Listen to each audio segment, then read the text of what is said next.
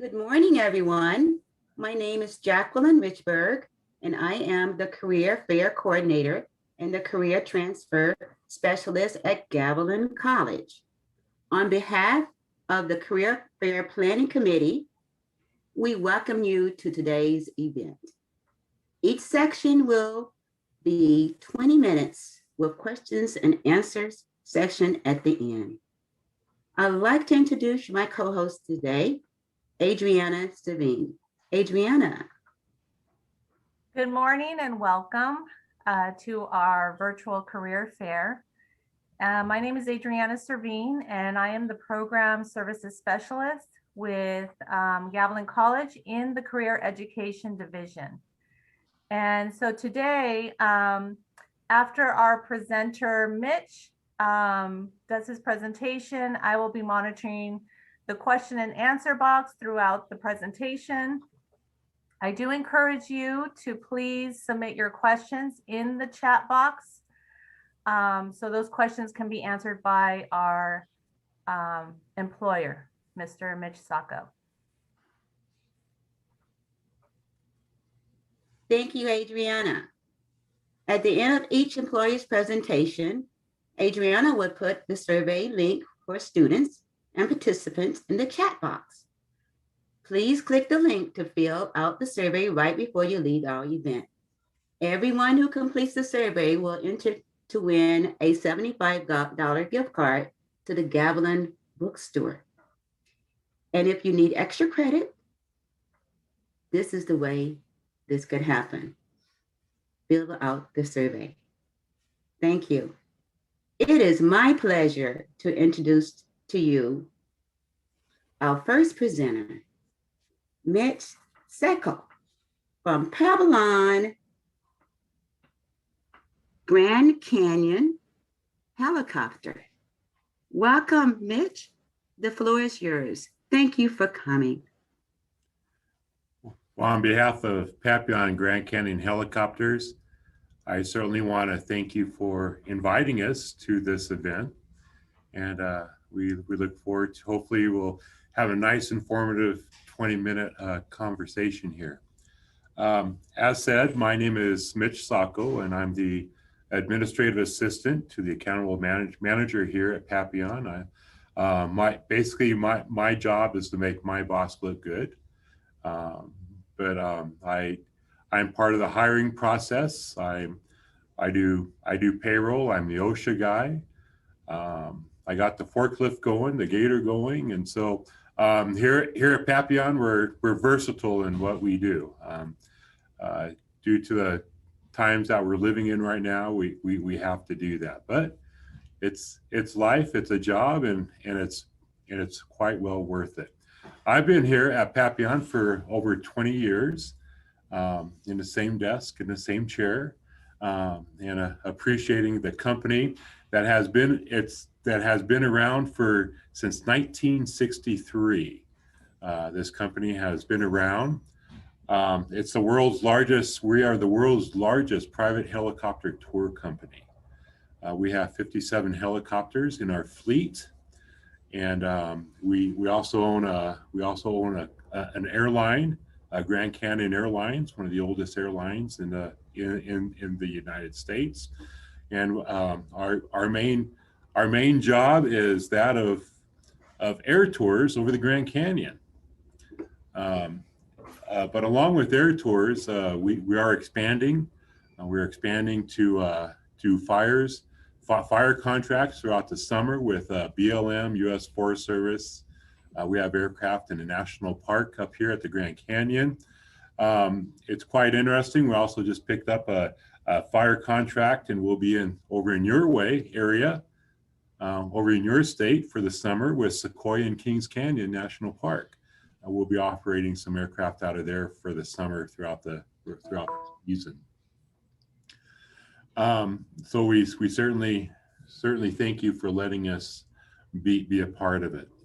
And that's what we do. We work on helicopters. It's quite interesting.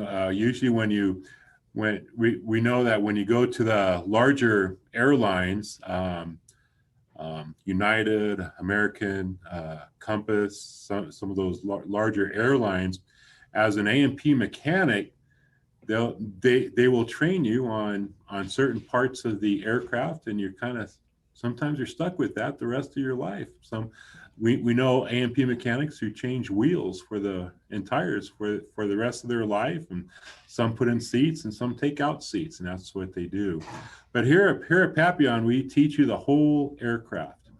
With 57 aircraft, we have different models. We have Eurocopter Airbus models. We have Bell helicopters. We run an MD-900 up in a national park. But it's just not ground handling wheels that we teach you. You learn everything from the engine to the tail rotors to the framework, hydraulics. We teach it all to you.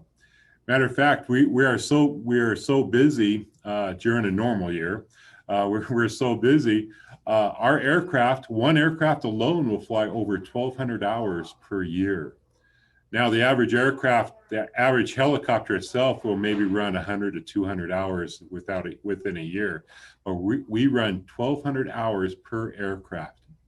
So when you have an inspection today and you put that aircraft out, you load it full of people, and they fly for the next 2 weeks, you're going to get that aircraft back. And so when here at Paipllon, you become a very good mechanic after 2 years. After 5 years with Paipllon, you become an excellent mechanic. But that's not all we do. We also invite you, and we help you to become get a commercial driver's license with a Class A license to haul hazmat. So after 2 years of employment, our goal is to ask that you please go out in the field, do field work some of these fires. Now, a starting mechanic right here at Paipllon Helicopters, fresh out of school with no experience, never even probably touched a helicopter, will start off at $22,500 per hour. After they get a promotion, the promotion comes up. If you come in and get a CDL, we'll add some more. That comes at $25 per hour. But once you go on contract, the contract work this is after 2 years, you'll be making approximately $30 an hour your very first year. So the money's good, and the contract pay is quite interesting. It's so you work a 9-hour day at regular pay, 33, because they pay you to eat lunch.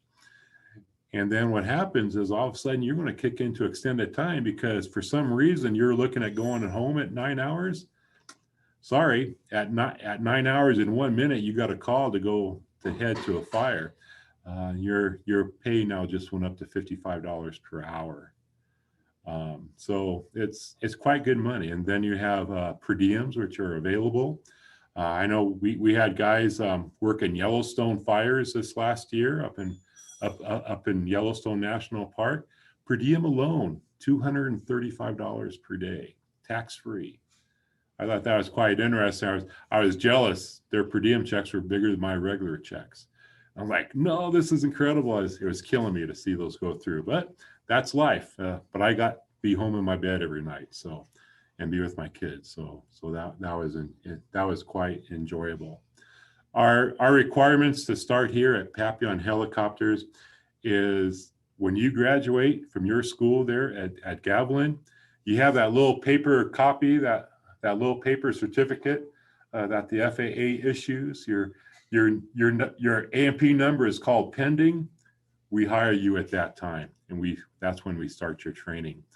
Your first 2 years at work is all training, and then the rest of your life you work half and train the other half. I know some of the other things that people ask are about our benefits that we offer here at Paipllon Helicopters. It's interesting to note that we as a full-time employee, your benefits come with medical, dental, vision, and the longer you're here, the more the company will invest in you. Now, I've been here for 20 years, so my medical my medical, dental, vision that normally I would pay for out of my pocket with my family comes to about $1,000 a month. But it's nice because after so long, I am 100% invested in my company, and I pay $50 every 2 weeks. The company will pick up the rest. So that's a nice little benefit. So the longer you're here, the more they will invest in you. Those are some of the health benefits, and there's a couple other ones that are in there that you can add or subtract from. We do have a 401 that is offered to you. At this year, the company stopped matching because of the COVID. And that's because our normal business is close to over 1,000 people a day. But since the pandemic has started, our business shut down to maybe 100 to 200 people a day.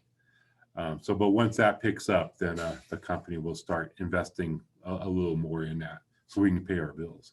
Some of the questions sometimes are moving expenses. At this time, the company does not assist with moving. They have in the past. They may bring it up again. That's their decision. But what happened in the past is people wanted to move, and so we would assist them with moving expenses. And they're here for 2 or 3 months, and it says, "No, this isn't working for me," and they would go to they would move back. So it was quite an investment. And so at this time, the company has stopped that.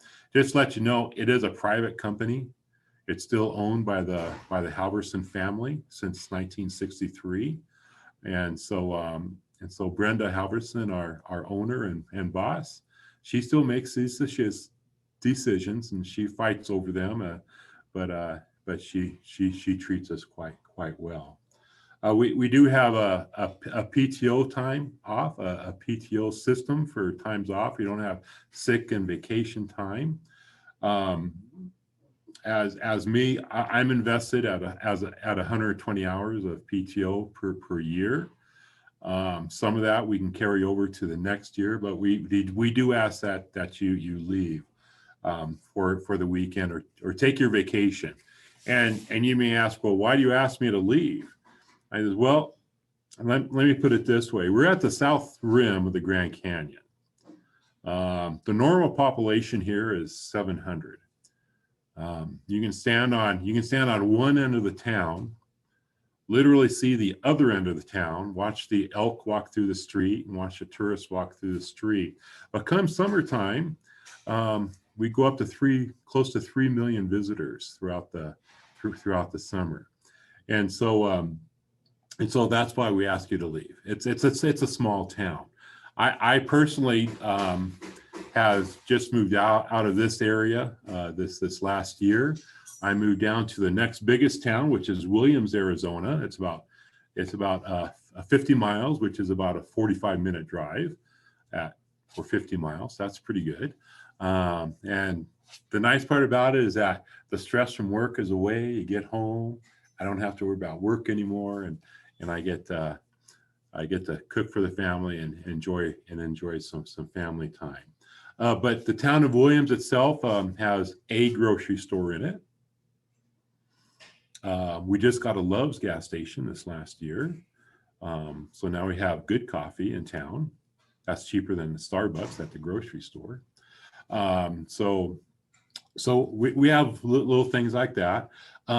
But if you like the larger town, another 20-minute drive is Flagstaff, Arizona. Flagstaff is the home of NAU, the Northern University of Arizona. Population is about in the school times about 70,000. When school's out, cuts down to about 30,000. So there's a lot of students there. It's and I'm trying to think of what that town reminds me of. Now I'm from the Central Coast, Pismo Beach area. I was born and raised in Aurora Grande. So Flagstaff reminds me of those who traveled around Paso Robles, California. I don't know if you've been to Paso Robles. think of Paso Robles with the university in the center of it. And there you go. Yeah, Flagstaff. Now, a lot of people think that, oh, we're here in Arizona, it's flat. Well, I found out it's not flat. We're approximately 7,000 feet. We had snow here Tuesday. It was snowing Monday night and Tuesday. We had snow. Supposed to be in the 70s today and 80s by Saturday. But if you like snow skiing, Flagstaff itself has a ski resort and one of the top snowboarding areas in the United States. So all that is available. Now, since we live in a national park, it's required that the company supplies some type of housing for its employees. So what we do is we do have housing at a cost. It's comes with utilities, probably comes about $125 a week with utilities.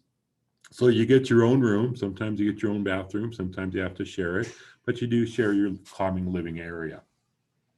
And so those are available to you. But we can always talk like that. If you're interested in applying and looking, we can help you with that too. A lot of times people will go into the housing and say, oh, I work with these guys. Now I got to live with them. And so what happens is maybe a few months down the road, they will maybe look into Flagstaff or Williams to live in there. And if they do, there's a little extra money in your paycheck so you can get back to work the next day to help with the cost of gas. Speaking of which, a lot of times the question will come up, the cost of living here in Arizona. Well, I always view it this way. The cost of living is the same as it would be in California. Now our groceries are a little bit higher. Rent's a little bit lower. Gas is a little bit lower, but we drive a lot. Northern Arizona, if you're going to move to Northern Arizona, you're going to drive no matter what you do. You have to drive to get somewhere. And so it all balances out in the long run. So it depends how you pinch your pennies.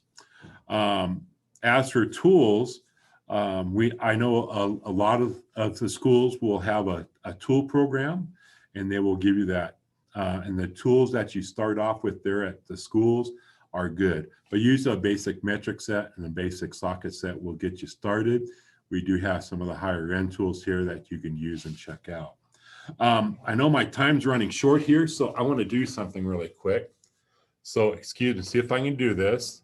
Let's see if we can take a look at the hangar here. How's that? Let me turn my camera around. There we go. Sorry, I'm just in the training room. So here we go. Let's see here. There we go. So here's our hangar. Let's see now. So here's one of the aircraft that we're working on. It's heading out for contract here out to Sequoia. So we got to get make sure it's ready to go. So this is our Eurocopter product. It's an AS350B3 used for fires, rescue work. This one will have a basket on the side and used for rappelling. This one, these are our Bell products. It's some of them are probably older than your students, but they're made to last forever, and they keep on going. It's a good little workhorse. This one sits 6 people, including your pilot, and it's in for its inspection. This is the Eurocopter, the EC-130. This is used for tours. It seats 7, has stadium seating, they call it, inside, and everybody faces forward. And then we have a couple more Bells. They're in for their annual inspections where they take them all apart and then put them back together, make sure everything works correctly. And so this is what we have to offer, and this is our place. Let me turn the camera back around, and there we go. And oh, wrong office. That's what I get for not paying attention there. That is that. So if anybody, I think I have another minute or so. If anybody has any questions, I'll be happy. We would happy to Mr. Mitch, answer. it looks like there's some questions in our Q&A from our faculty. Paul, where would your first assignment be located? Your first assignment is located right here at the south rim of the Grand Canyon. Sometimes some don't like the small town atmosphere. And so if they can be used in Boulder City, Nevada, right outside Las Vegas, they may be able to transfer to Las Vegas at that time. Looks like another question. Is there pilot positions available through maintenance positions? No, that's a whole separate, that would be a whole separate division. If you have some interested in pilots, we can connect you up with that, and they can talk to you that way. But once a maintenance guy, we always have you try to be a maintenance guy. We don't want you to go to the dark side. No offense. It looks like someone asked, Sharon, how long have you been working in this field? And I think you had mentioned at the beginning of your presentation. Yeah, I've been here over 20 years. I hit my 20-year mark last year. I've been here for that. My boss has been here for 25 years. And my other boss, who's still working, he's in Boulder City. He's been here for coming on 28, almost 30 years now. So there's a lot of long timers here, which is nice. That's great. I have a question from another faculty, Herb Center. Can we get a copy of your required tools list? Yes, I can. Can I send that to Jacqueline? I can send that to Jacqueline. Yes, that would be great. And I can do that in an application if you like. So they can, if anyone's interested in the application tool list and resume at the same time, they have it all right there. I'll write that down so I don't forget it. Mitch, our next presenter isn't coming, so if you want to go along, you're welcome to. They're not coming. There was a family emergency. I thought it was just a hard act to follow, but okay. That might be true too. That's true. So we will ask that if you are interested and you're really serious about interesting, come out and visit us. It's 7,000 feet. We do have trees mixed with cactus, but we do have trees. We have a world's, it's the world's largest ponderosa grove is in Arizona, and we're part of it. If you like caving, there's a lot of volcanoes around here. We have 90 volcanoes, matter of fact, in this area. They have the caves and everything in them, ice caves.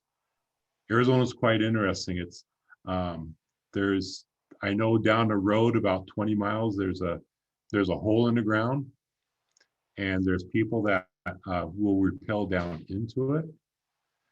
And it's a whole different life system down here. There's ferns and rivers flowing through it, and very few people know about it. So there's just different things that you can do here, and we're centrally located. You can be digging for clams or crabbing off the Avila Pier there in Pisno, and in about 8 hours. You can be at Rocky Point in about 8 hours. You can be snow skiing in Telluride in about 8 hours, or so it's a central area where you can actually enjoy fishing. It's not California. There's only one natural lake here in Arizona, but the Colorado River is like right at the bottom of the canyon here, so some good trout fishing there. Sounds great, Mitch. There's another question from Julian. Yes. What kind of training do you have to have when you start? The training is your school training is what you start off with, and then we'll train you from there. We have a training program. When you're first here, you'll go through a 2-week training program, and then then as you progress, and the odds are as you move into an inspector, which you can be an inspector within 2 years, we may send you to school, depending how your training's going. We can send you to school, which would be Eurocopter, MD, depending on which aircraft you'll be working on, or a Bell school. They're quite expensive, and so if we do send you to school, we will ask that you sign a contract with us. Just so, for example, MD school for the MD helicopter, it alone is close to $15,000 for 2 weeks. And so it's a big investment. So we expect you to kind of stay with us afterwards once you get that certificate. There's another question from our faculty, Paul. Are there any physical requirements and restrictions? No, not at this time. Just no. We hired, there's no, just so you're able to lift and be willing to work late in the evening. Overtime always happens. So hope you're a coffee drinker or a Red Bull drinker or something, so you can stay up late. No. Now, if you're kind of on the larger side like me, they might question if you need to get up on the Paipllon or not, a little bit, because it's kind of thin metal up there. But no, there are no restrictions. It's funny, we just hired, we recently hired a girl out of one of your competitive schools, and the director of maintenance from Las Vegas, he goes, I don't know if she can handle this, and I'm looking over my desk over the balcony, and she's carrying her toolbox, and she's carrying it into the hangar. And I said, Lewis, no issues, she'll be fine. And so no, there's no restrictions. Hey, and if there's any females that are interested in the job, the advantage of them is that they're a little more particular in their work than the guys are. A little more neat too, just to let you know. There's a question from Scott. He had just put in launch TWS. Not sure what that is. Just put in launch TWS. Is this launch from Scott from Launch Technology? Oh, He's a panelist that's coming in. all right. I'll be happy to answer any quick questions. Gonzalez. Mr. Mitch, I have another question. What are the biggest challenges one could face in this role? The last word again in this. In the position or in the employment there at Paipllon? The biggest challenge we have is our location. It's not getting the work done. I really want to stress that it's our location. Many people who are not used to small town life have a really rough time with it. I was raised in a small town, so I'm fine with it. I like the small town life, but there is no nightlife here, unless you head out to Flagstaff. It's work. It's a lot of work, and a lot of people don't realize how much work it is. A lot of our guys will average maybe 20 hours overtime per pay period, which is a lot for our industry. So it's the workload. It's a heavy workload, but you're trained, and we've had air medical companies that will not hire an A&P unless you have 2 solid years of experience. But they say, oh, you work for Paipllon Helicopters? Oh, and you've only been there for 9 months, 10 months? We'll hire you because of our workload and the amount of work we do. That's how busy we get. What does a typical work day look like? Typical work day, They usually start about 8 in the morning. They make sure the aircraft are ready to fly again, because there's a night check. So they check them one more time in the morning, make sure the elk haven't done anything to them, which they've done before. They kind of damage the aircraft a little bit. So they double check the aircraft. They will do the inspections required for the aircraft that are in. We will have we'll have 2 or 3 people on call because something always happens during a flight. Maybe a light will come on, or maybe they'll have some avionics issues. And so we have 2 or 3 guys that are ready to work the flight line in case they need to go out on that. Then once the last flight comes in, once that last flight of that aircraft come in, then they start their daily inspection for the end of the day. And then once those are all done, they finish up the rest of the day, which would probably be another couple hours in a hangar, maybe finishing in another inspection. Or it's funny, something can fly all day long and have an issue, but all of a sudden the next day it can't fly. So maybe that they might have to stay a little bit later to get that issue taken care of, because they are machines break, and things happen. One of our biggest concerns is safety. We really push that. You have to be safe. We want to make sure that those 7 people that just got on the aircraft 2 minutes ago come home. And that's what's so important. They gotta come home. We don't want you to have to explain to their kids or mom and dad why their kids did not come home. Safety is the #1 issue. That is ever so important. Of course, thank you. There's other questions coming in. I have a faculty, Frank. Are there any accommodations provided for workers with learning challenges? Depends what that challenge is. I know we did have a deaf gentleman that worked for us for a while.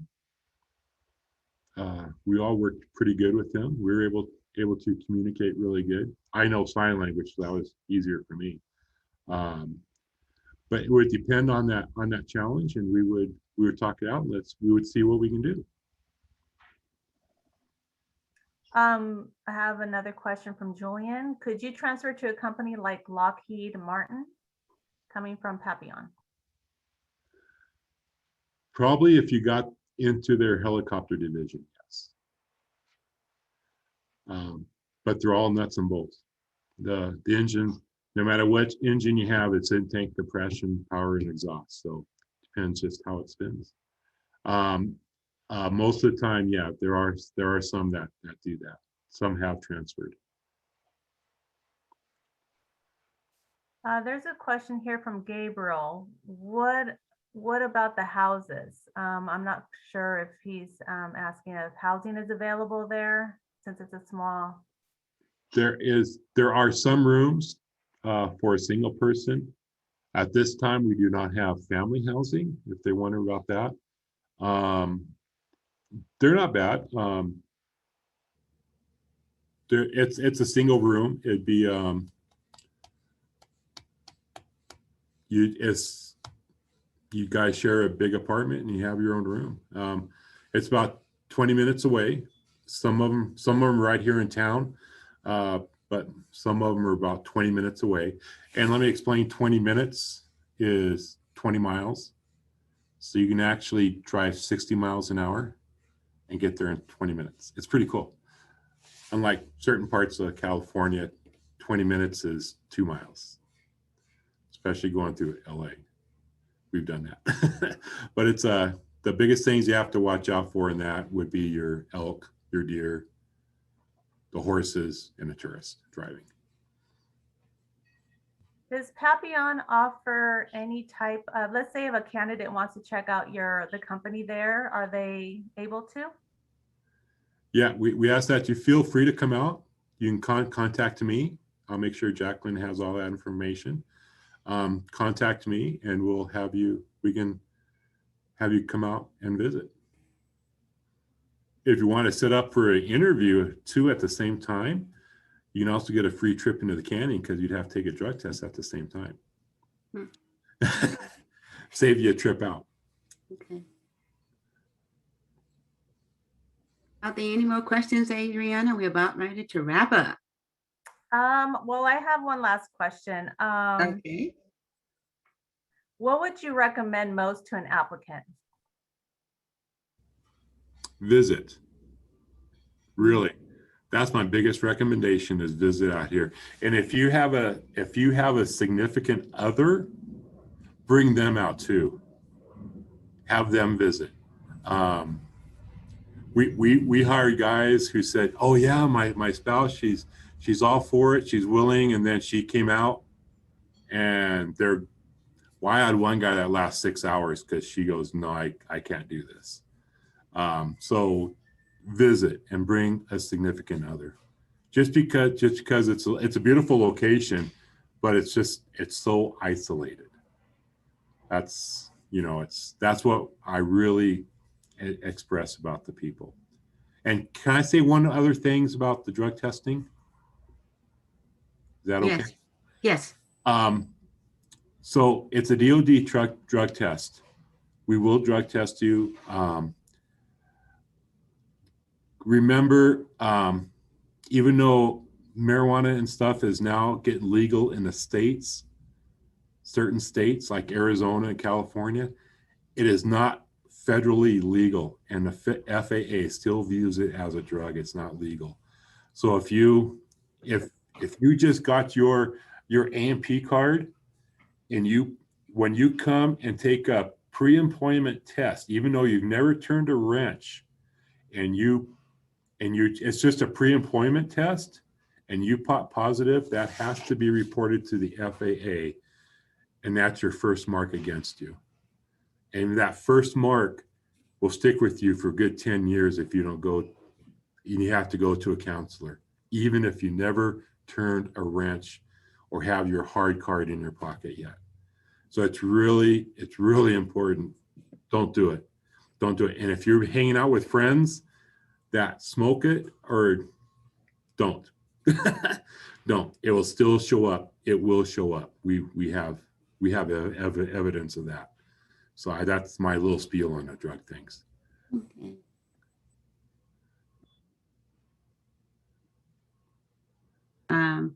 Thank you so much for being here today. I feel like I'm in Arizona. Thank you. It's Thank you. wonderful. You're very thorough. I want students to know that if they're interested in applying and they need help with their resume, they can email me, and my email is in the chat box. And also Mitch's website is also in the chat box. And if you have further questions, you can contact Mitch, and I have his contact information for you. He mentioned that if you want to apply, email him, send a resume, and also he'll send you an application.